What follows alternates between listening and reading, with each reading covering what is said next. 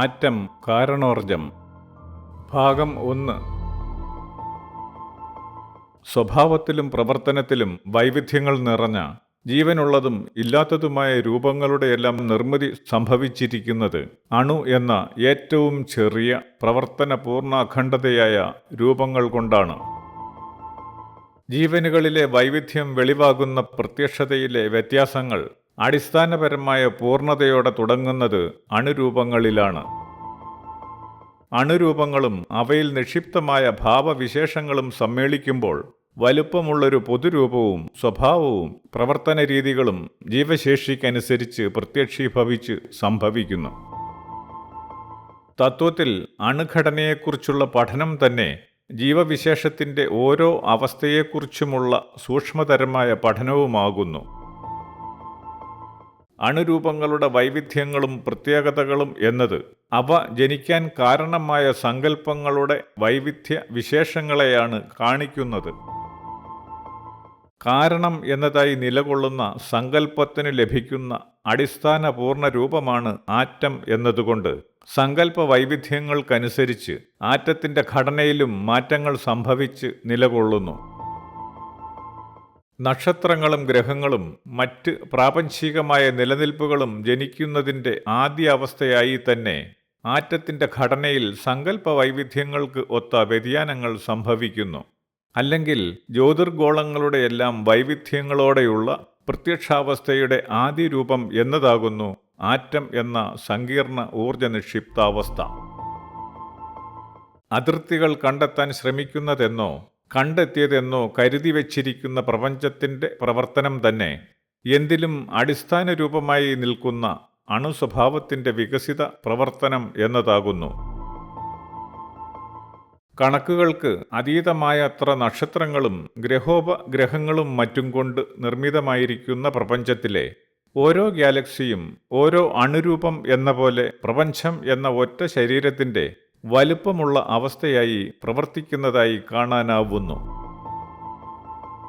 സാധാരണമായ ഏതെങ്കിലും ഒരു വസ്തുവിൻ്റെ അടിസ്ഥാന രൂപമായ ആറ്റത്തിൻ്റെ ന്യൂക്ലിയസും ന്യൂക്ലിയസിനെ പ്രദക്ഷിണം വയ്ക്കുന്ന ഇലക്ട്രോൺസും എന്ന പോലെ നമ്മുടെ സൗരയൂഥവും പ്രവർത്തിക്കുന്നുവെന്ന് കാണാനുമാവുന്നു. ഭൂമിയിലെ നിരവധിയായ വസ്തുക്കളിലെ അണുഘടനകളിൽ കാണാനാവുന്ന വ്യതിയാനങ്ങൾ പോലെ തന്നെ നിരവധിയായ സൗരയൂഥങ്ങളിലും നക്ഷത്രങ്ങളിലും സങ്കല്പത്തിൻ്റെതായ വ്യതിയാനങ്ങൾ സൂക്ഷ്മമായി കൂടികൊള്ളുന്നുവെന്ന് കരുതാവുന്നതേയുള്ളൂ.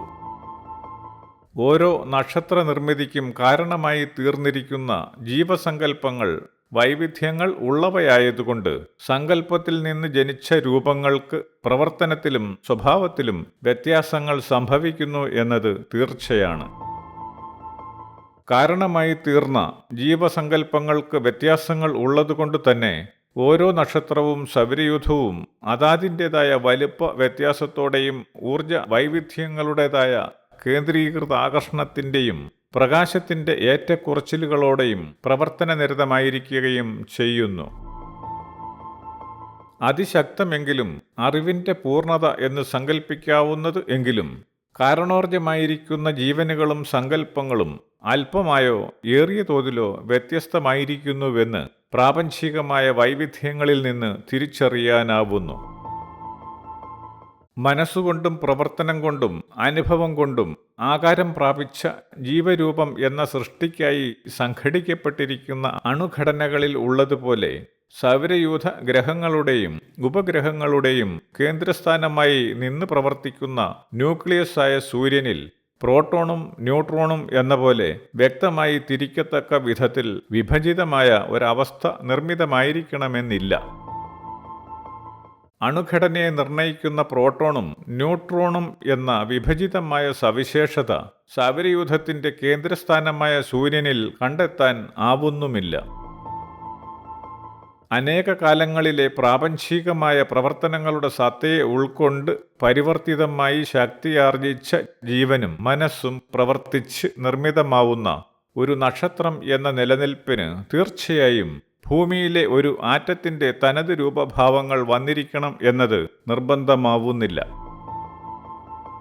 കാരണശേഷി ആയിത്തീരുന്ന സങ്കല്പം എന്നത് ആൺ പെൺ ഗുണങ്ങളോട് കൂടിയ സകലതും ഉൾക്കൊണ്ടു നിൽക്കുന്ന പ്രതിഭാസമാവുന്നതുകൊണ്ട് പ്രകാശം എന്ന കാരണാവസ്ഥയായ സൂര്യനിൽ അണുരൂപത്തിന്റെ പ്രോട്ടോണും ന്യൂട്രോണും അടങ്ങുന്ന ന്യൂക്ലിയസ് എന്ന വ്യക്തത പോലുള്ള ഒരു പ്രവർത്തനം ദർശിക്കാനാവാതായി വരുന്നു.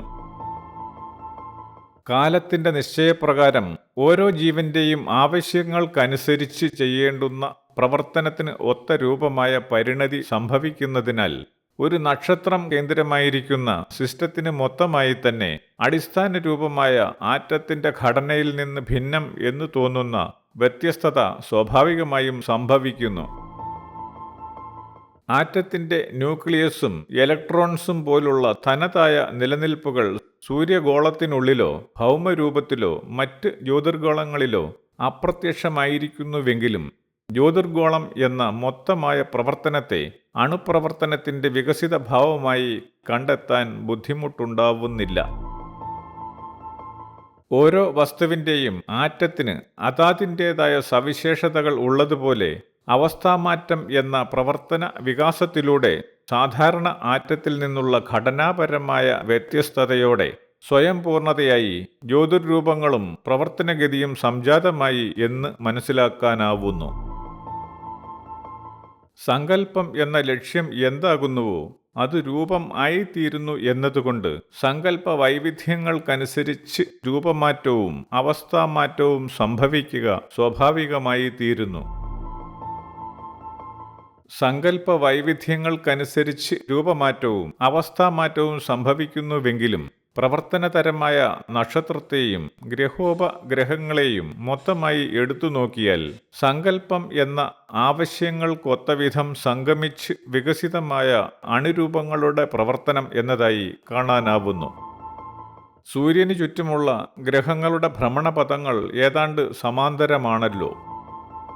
ഗ്രഹങ്ങളുടെ ഭ്രമണപഥങ്ങൾക്ക് സമാന്തര സ്വഭാവമുണ്ടെങ്കിലും ഒന്നിലധികം ഇലക്ട്രോണുകളുള്ള ആറ്റത്തിന്റെ ഓർബിറ്റ് സമാന്തരമായി കാണുന്നില്ല എന്നുള്ളത് സൗരയൂഥത്തിന്റെ പ്രവർത്തനത്തെയും ആറ്റത്തിന്റെ പ്രവർത്തനത്തെയും ബന്ധപ്പെടുത്തുന്നതിനുള്ള മറ്റൊരു ന്യൂനതയായി തോന്നാം. ആറ്റം വസ്തുക്കളിൽ നിലകൊള്ളുമ്പോൾ ന്യൂക്ലിയസിന് സൂര്യൻ്റേതുപോലുള്ള തനതായ ഒരു ഭ്രമണതര സഞ്ചാരം ആവശ്യമായി വരുന്നില്ല എന്നത് പ്രാപഞ്ചികമായ ചലനനീതിയുടെ ഒരു വശമാണ്. ആറ്റത്തിന്റെ ന്യൂക്ലിയസിന് ജ്യോതിർഗോളങ്ങളുടേതുപോലെ ഭ്രമണതര സഞ്ചാരം എന്ന അവസ്ഥ പ്രാപിക്കേണ്ടത് ഇല്ലാത്തത് നിമിത്തമായി ഇലക്ട്രോണുകളുടെ ഓർബിറ്റ് സൗരയൂഥത്തിൻ്റേതുപോലെ സമാന്തര സ്വഭാവത്തിലായി വരേണ്ട ആവശ്യം ഉത്ഭവിക്കുന്നില്ല. സൗരയൂഥ ഗ്രഹങ്ങളുടെ സമാന്തര സ്വഭാവമുള്ള ഭ്രമണപഥങ്ങൾ തനതായ നേർരേഖയിലുള്ള സൂര്യന്റെ ചലനം മൂലം സംഭവിച്ചതാണെന്ന് തീർച്ചയാണ്. ഗ്രഹങ്ങളുടെ ഉപഗ്രഹങ്ങൾ ഗ്രഹചലനത്തിന്റെ വിപരീത ദിശയിൽ ഭ്രമിക്കുന്നുവെന്നത് സമാന്തര ഭ്രമണപഥങ്ങൾ ഗ്രഹങ്ങൾക്കുണ്ടായത് എങ്ങനെയെന്ന് വ്യക്തമാക്കുന്നു. ആറ്റത്തിന്റെ ഇലക്ട്രോൺ എന്ന നിരന്തര ചലനത്തിന്റെ തനതായ രീതിയിൽ തന്നെ ഗ്രഹങ്ങൾ അവയുടെ പ്രവർത്തന കേന്ദ്രമായ സൂര്യനെ വലം വയ്ക്കുന്നുവെങ്കിലും ഗ്രഹങ്ങളെ ചുറ്റുന്ന ഉപഗ്രഹങ്ങൾ ഉണ്ടായിരിക്കുന്നു എന്നതുകൊണ്ട് അണുവിനുള്ളിൽ തന്നെ മറ്റൊരു കേന്ദ്രസ്ഥാനം പോലെ സംശയിക്കപ്പെടാവുന്ന അവസ്ഥ സംജാതമാവുകയും ചെയ്യുന്നു. ആറ്റം എന്ന അടിസ്ഥാന ഘടനയിൽ നിന്ന് വ്യത്യസ്തത തോന്നും വിധം പ്രപഞ്ചം എന്ന മഹാരൂപത്തിന്റെ ആറ്റംസ് എന്ന് വിളിക്കാവുന്ന സൗരയൂഥങ്ങൾക്ക് സംഭവിക്കുന്ന വ്യത്യസ്തതയുള്ള ഘടന കാണിക്കുന്നത് ആവശ്യങ്ങളാവുന്ന സങ്കല്പങ്ങൾ നിമിത്തം പ്രവർത്തന പൂർണ്ണത എത്തുമ്പോൾ രൂപങ്ങൾക്ക് അടിസ്ഥാന രൂപത്തിൽ നിന്ന് വ്യത്യസ്തത തോന്നിക്കും വിധം മാറ്റവും അതിനൊത്ത പ്രവർത്തനക്ഷമതയും പ്രാപഞ്ചികമായി തന്നെ സംഭവിക്കുന്നു എന്നാണ്.